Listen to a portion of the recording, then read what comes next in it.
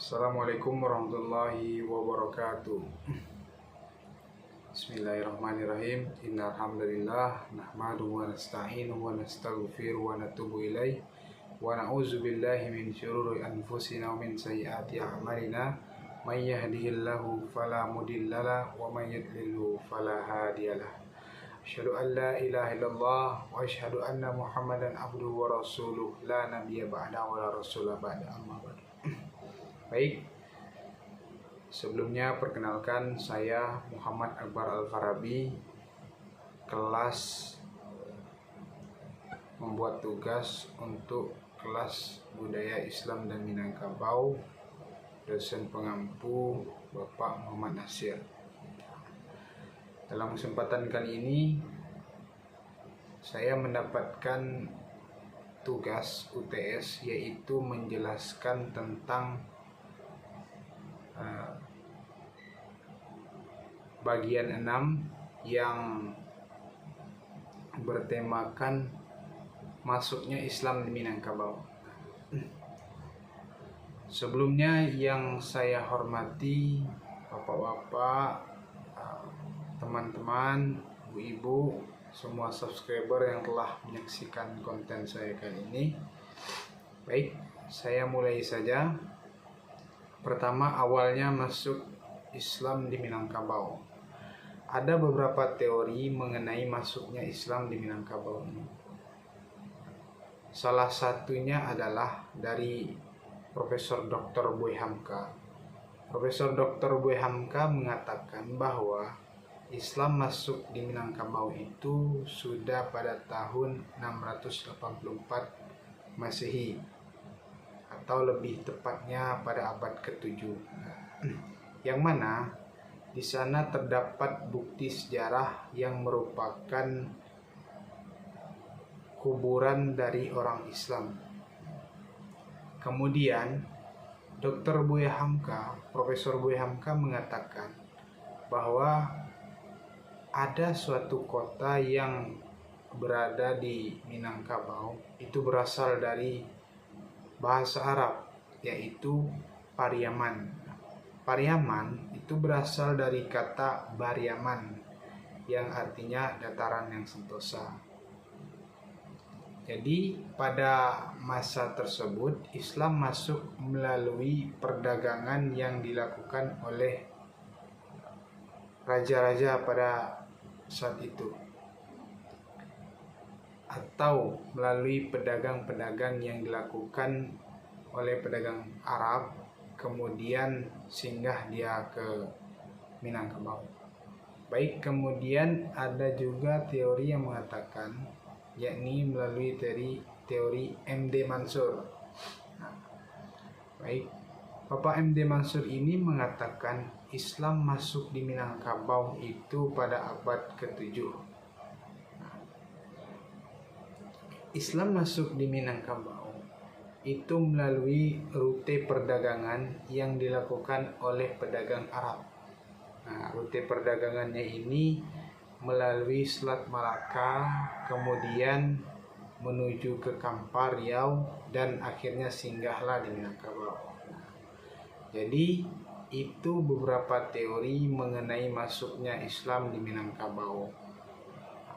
Masuknya Islam di Minangkabau ini merupakan suatu sejarah yang mesti kita bahas. Karena kenapa?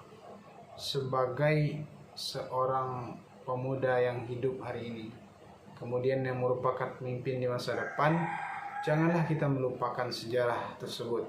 Ingatlah kata Soekarno, jas merah, jangan lupakan sejarah. Baik, kemudian saya ingin menceritakan tentang agama awal yang dianut oleh Minangkabau, orang-orang yang ada di Minangkabau. Baik, berbeda dengan kaum-kaum lainnya, seperti yang ada di kaum Batak. Kaum Batak itu memiliki agama tersendiri, yakni agama para malim. Bisa dilihat di beberapa channel YouTube bahwa memang sudah ada agama yang dianut oleh orang-orang Batak. Tapi orang Minangkabau tidak menganut agama tertentu. Tapi orang Minangkabau itu menganut masih sistem menyembah pohon atau menyembah matahari, atau yang biasa kita sebut dengan paganisme. Ini menyembah benda-benda. Itulah yang merupakan agama awal atau kepercayaan awal yang dianut oleh masyarakat Minangkabau. Baik, kemudian sejarah berkembangnya Islam di Minangkabau. Nah, awal mula Islam di Minangkabau ini, seperti yang saya katakan tadi, ada beberapa teori yang mengatakan bahwa masuknya Islam di Minangkabau ini merupakan bagian dari perjuangan dari pedagang Arab yang salah satunya hadir daripada Aceh, dari Aceh sana. Makanya terkenal di Pariaman itu salah satu pembawa agama Islam di Minangkabau yang hari ini kuburnya masih ada atau makamnya masih ada, terletak di Ulakan, ini Syekh Burhanuddin yang berasal dari Aceh. Syekh Burhanuddin menyebarkan Islam itu melalui anak-anak kecil. Kenapa?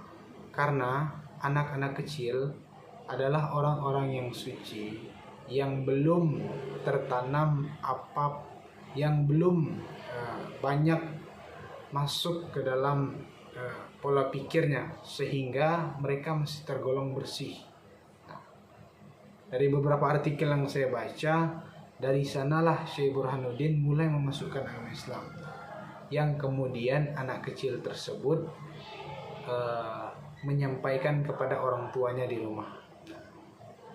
Kemudian agama Islam diterima dengan sangat baik. Jadi sesuai dengan perkataan Nabi bahwasanya Islam disebarkan di daerah Minangkabau ini itu sesuai dengan syariat, yakni tidak ada paksaan. Islam selalu memberikan dakwah namun tidak memaksa penganutnya atau objek orang tersebut untuk menganut agama Islam, tidak. Tapi Islam selalu mendakwahkan hal-hal yang bisa mereka terima dan bisa mereka yakini dengan baik.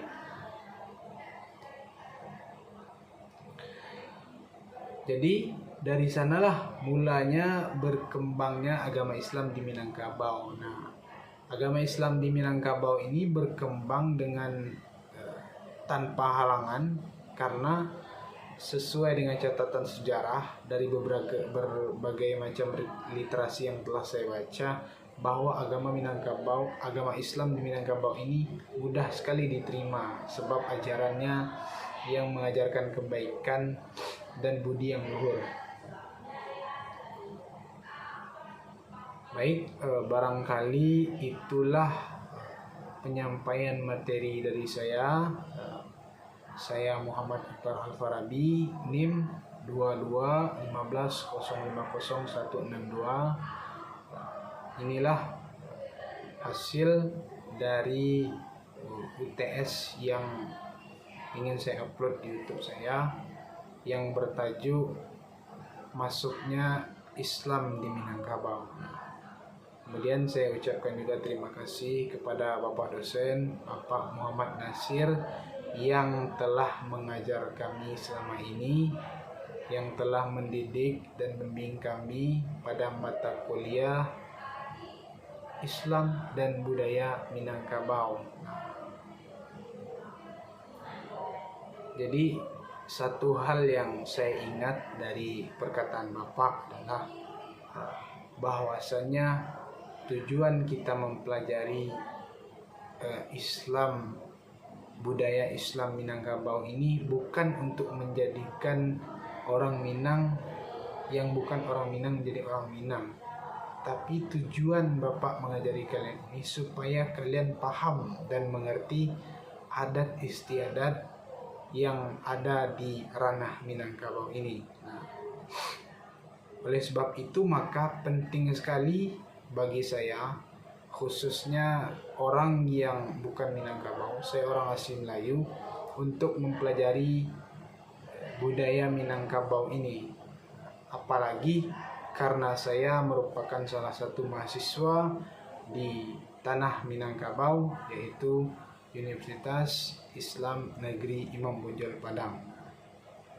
Mungkin demikianlah yang dapat saya sampaikan. Saya ucapkan jikalau ada salah kata, mohon maaf. Saya ucapkan terima kasih kepada Bapak dosen dan teman-teman sekalian serta para penonton. Saya ucapkan wallahul muwaffiq ila aqwamit thoriq. Assalamualaikum warahmatullahi wabarakatuh.